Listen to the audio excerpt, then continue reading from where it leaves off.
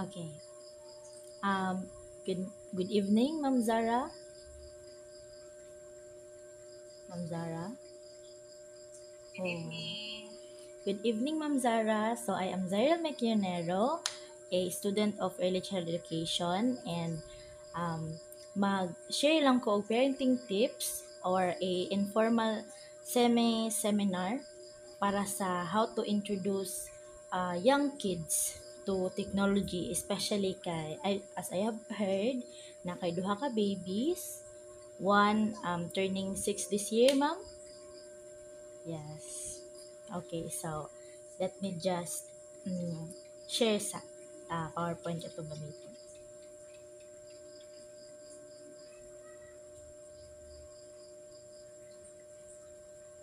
Okay. So dara. Um, Tech savvy, not tech slave. Introducing kids to technology with care. Okay. So the digital dilemma is technology is a powerful tool and potential threat. So as of now, we are living jud sa 21st century. So ang technology jud dili jud malikayan nga makita jud nato siya.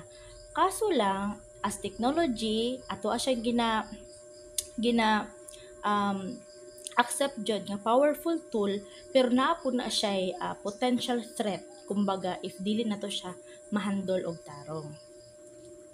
So how about let's begin discussing sa benefits sa nga mahatag or the advantages nga mahatag sa technology sa tua.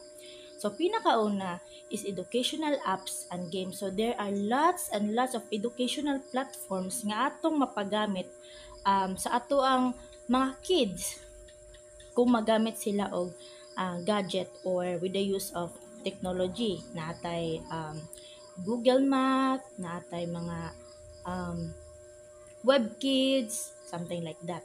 Next is communication and creativity. So naapoy application ang technology, for example, pwede na to maramakol ang ato ang mga anak, especially kung long distance ang ato ang relationship sa ilaha or naabatay kinahanglan lihupon sa trabaho and need na to sila uh, makaistorya. So pwede ta mag gamit og Facebook or Messenger, and ang plus pod is makakuan sila og makahatag na siya creativity sa ato ang mga children kay naaman siya kaning napoy mga apps nga gakuan ga support sa arts and crafts